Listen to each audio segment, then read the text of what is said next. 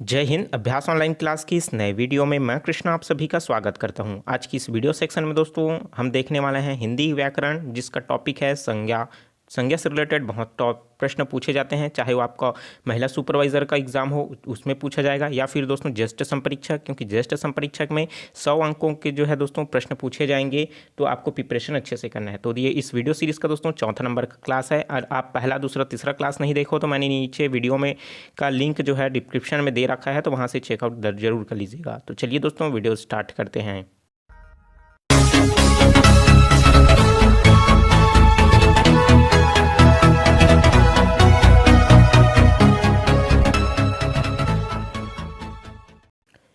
तो दोस्तों वीडियो को लास्ट तक ज़रूर देखिएगा, क्योंकि यह बहुत ही बेसिक सा जो है कॉन्सेप्ट है संज्ञा, और यहाँ से रिलेटेड जो है प्रश्न पूछा ही जाता है। ठीक है, क्योंकि आपने बचपन से ही संज्ञा को पढ़ते आए हैं। तो चलिए, संज्ञा क्या होता है बताने की ज़रूरत तो नहीं है, लेकिन दोस्तों देख लेते हैं। संज्ञा का अर्थ होता है समधन ज्ञा, अर्थात दोस्तों सामान्य जो सम्यक ज्ञान है उसके करने वाला जो होता है उसको संज्ञा कहलाता है। ठीक है, और इसका दूसरा पर्याय अगर हम लोग बोलें तो वो है उसका नाम। ठीक है, चाहे किसी व्यक्ति, वस्तु, गुण, स्थिति, उन सब का जो नाम होता है वही क्या कहलाता है, संज्ञा कहलाता है। ठीक है, किसी व्यक्ति, वस्तु, गुण, भाव, स्थिति, इन सब का परिचय देने वाले शब्द को क्या कहा जाता है, संज्ञा कहा जाता है।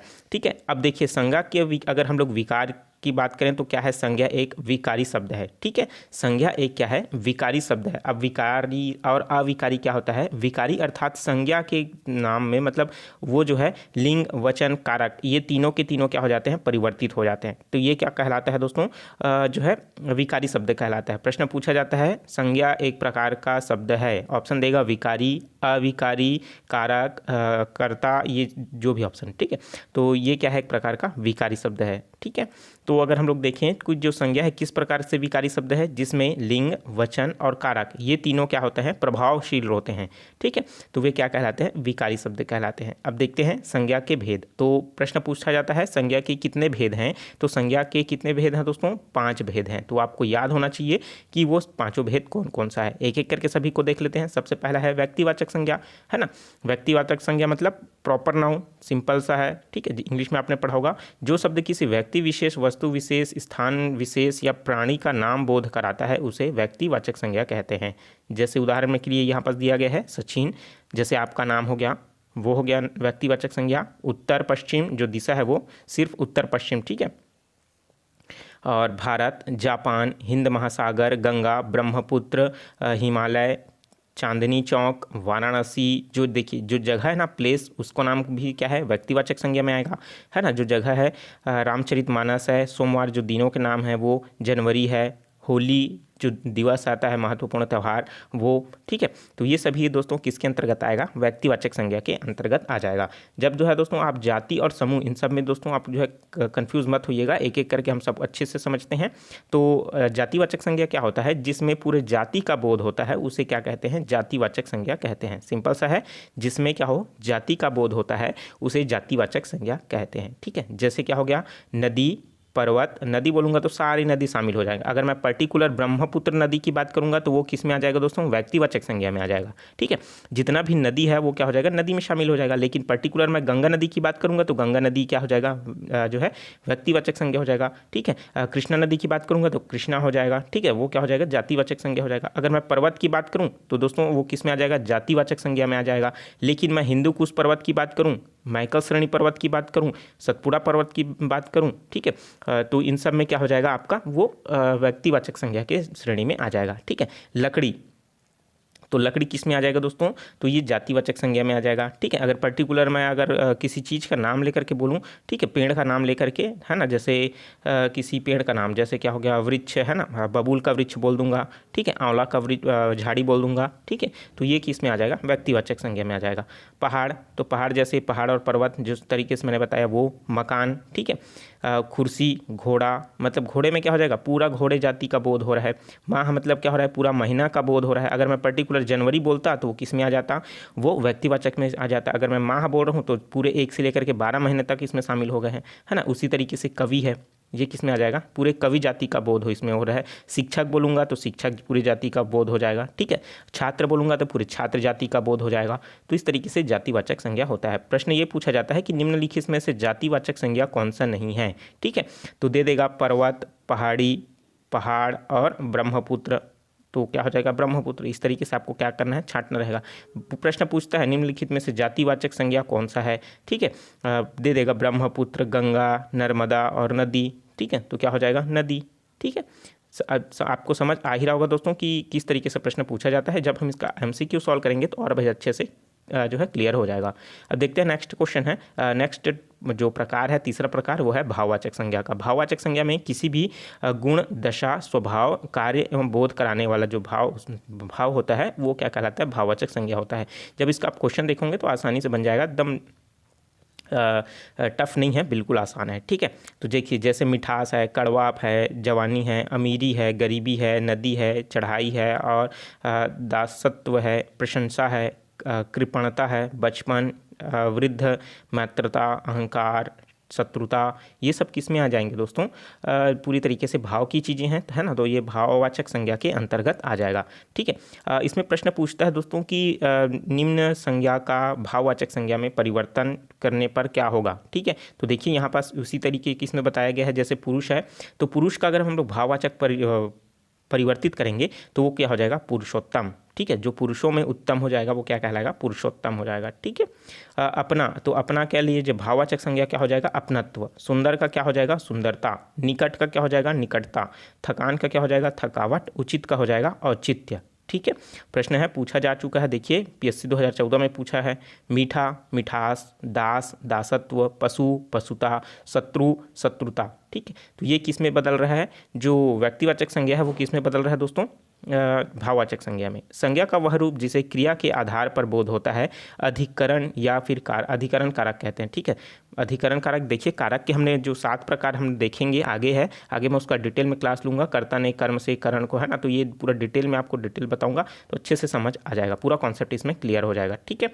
चलिए देखते हैं वे भाववाचक संज्ञाएँ। यह जो है 3 प्रकार का होता है। कौन कौन सा है, पहला तो क्रिया के आधार पर है, दूसरा संज्ञा के आधार पर है और तीसरा जो है विशेषण से है। तो पहला जो है काटना से काट, ठीक है। जो काटना जो क्रिया है उससे जो बन रहा है वो है काट का। सजाना से क्या बन रहा है, सजावट। उसी तरीके से अगर हम लोग संज्ञा देखें बाल, तो बाल का जो संज्ञा है उसका क्या हो जाएगा, बालपन, ठीक है। मनुष्य जो संज्ञा है उसका क्या हो जाएगा, मनुष्यता।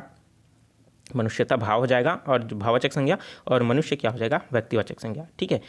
नहीं, ये हो जाएगा आपका जातिवाचक संज्ञा, ठीक है। उसी तरीके से विशेषण क्या हो जाएगा, विशेषण से जैसे महा, है ना। कोई जो पद है वो महा है। महापुरुष, पुरुषों में जो महान है वो क्या कहलाएगा, महापुरुष कहलाएगा, ठीक है। तो विशेषता बता रहे हैं ना महाशब्द। उसी तरीके से धीर है तो धीर का क्या हो जाएगा, धैर्य, और ये इसका महिमा हो जाएगा, ठीक है। चलिए देखते हैं नेक्स्ट है, वो है समूहवाचक संज्ञा। तो समूहवाचक संज्ञा, ठीक है, तो ये होता है जिन शब्द में किसी जाति के वस्तु के समूह का बोध होता है, ठीक है, वो क्या कहलाएगा, उसका समूहवाचक संज्ञा कहलाएगा। देखिए पहले व्यक्तिवाचक संज्ञा में सिर्फ एक आता था, ठीक है। उसके बाद हम लोग देखें समूह जो है व्यक्ति, मतलब जब हम स्टार्टिंग में देखें क्या सबसे पहले देखें व्यक्तिवाचक संज्ञा, उसके बाद हमने देखा जातिवाचक संज्ञा। जातिवाचक संज्ञा में मतलब जितने भी उस चीज़ के हैं, जो संज्ञा जिस वर्ग जाति का है उसको हम लोग क्या कहेंगे, जातिवाचक संज्ञा। अब उन्हीं जातियों का क्या हो जाएगा, एक समूह बन जाएगा, तो इसको हम लोग क्या कहेंगे, समूहवाचक संज्ञा कहेंगे। जैसे क्या हो गया, देखिए यहाँ पास उदाहरण के लिए क्रिकेट टीम, तो क्रिकेट टीम का क्या हो जाएगा, 11 खिलाड़ियों का समूह, ठीक है। तो 11 खिलाड़ियों का जो समूह होता है उसको क्या कहते हैं, क्रिकेट टीम कहते हैं। उसी तरीके से देखिए यहाँ पास सेना, जिसमें क्या होता है, सैनिकों का जो समूह होता है उसको सेना बोला जाता है। संघ, ठीक है, जैसे राज्यों का जो है ग्रुप वो क्या कहलाता है, संघ।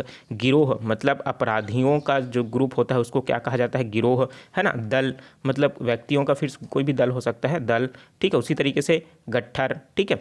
तो इसी तरीके से यहाँ पास देख सकते हैं कि जो व्यक्तिवाचक संज्ञा इसमें क्या है, राहुल है, राहुल द्रविड़ हो जाएगा, ठीक है। शुक्र है, पृथ्वी है, रामायण है, मान सिंह है, ठीक है। ये सब किस में आ जाएंगे, व्यक्तिवाचक संज्ञा। लेकिन इसका जाति क्या है, वो एक खिलाड़ी है, ठीक है, वो एक खिलाड़ी है। बुध शुक्र क्या है, ग्रह है, इसका क्या है, जातिवाचक है। रामायण क्या है, पुस्तक है, उसका ग्रह है।